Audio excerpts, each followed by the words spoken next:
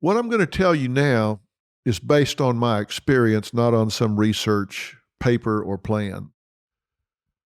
I believe that not only do these disorders occur comorbid with other things like depression and anxiety, they also blur the lines and boundaries. I don't think borderline personality and narcissism are distinct disorders from each other in the real world.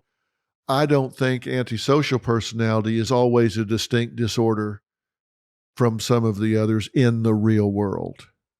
And I think people flash in and out of different traits and characteristics.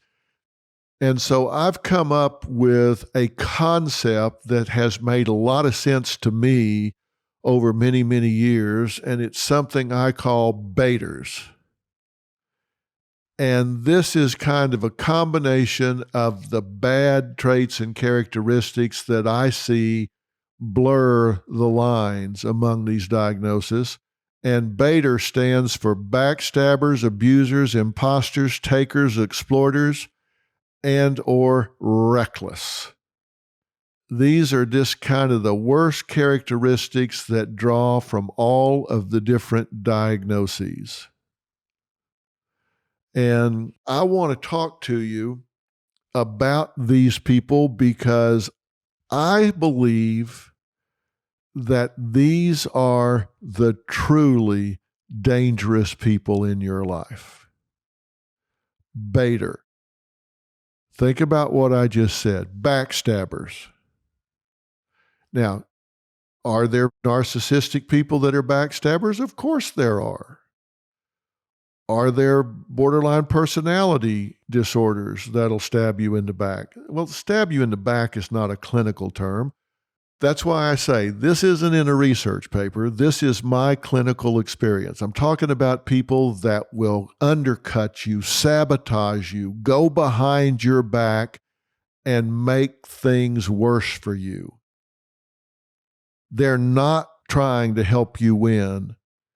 They're trying to make things bad for you. They're trying to make you fail. Abusers, mentally, emotionally, physically. Imposters, they're not who they appear to be.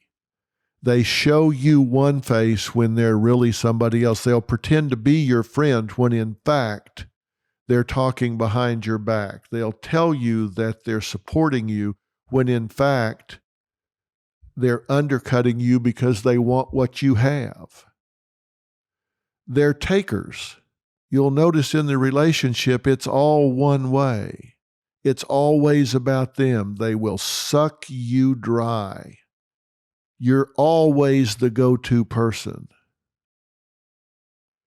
Exploiters. These are the people that will use you up.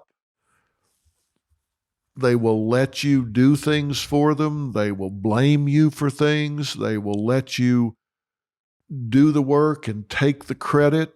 They will blame you. They will gaslight you. And these are reckless people.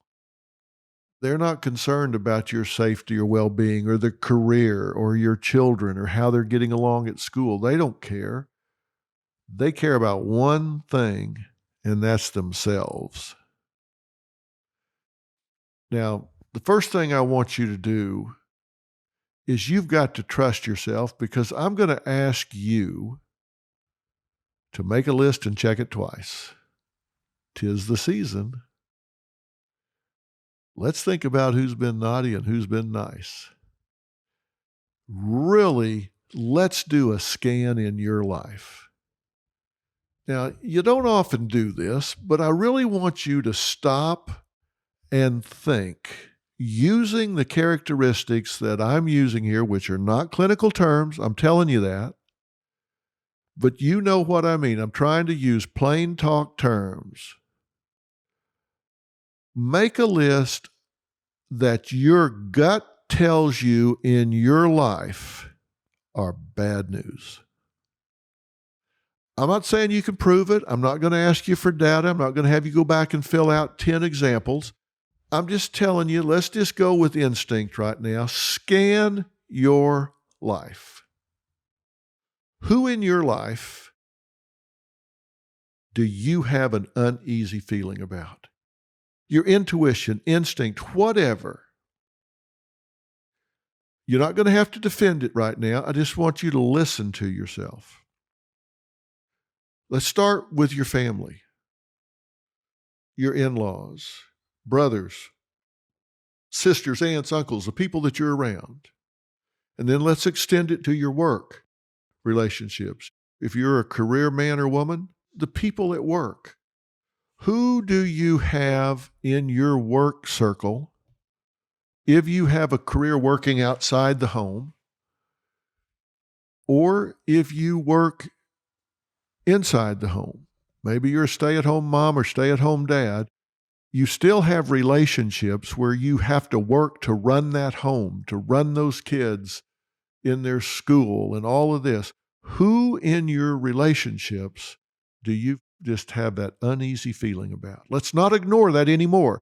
You don't have to defend it. Just who do you have an uneasy feeling about? Write those people down. Let's acknowledge it. I've done this exercise, and I went back historically, and I want you to now do that as well. Go back. What we've done so far is family and work. Let's extend it to friends. I'm not talking about somebody you see once a year. I'm talking about people in your orbit. Do a scan. Who in your orbit do you have an uneasy feeling about? You don't need to be able to explain. Just who do you have an uneasy feeling about? Write it down. Now let's go back historically. 5 years, 10 years, back to college, back to high school, back to your first job. Are there people that looking over your shoulder, you just had an uneasy feeling about? Who was it? Who did you have an uneasy feeling about that you didn't do anything about? They just set off these feelings in your stomach, just these red flags going off. You didn't know how to articulate it, but you just had that feeling. Ex-husband, ex-wife, mother-in-law, sister-in-law, whoever it is. Now, why am I having you do this? I'm having you do this because we're going to do something about these people in a little while. And it's going to be very freeing when we do.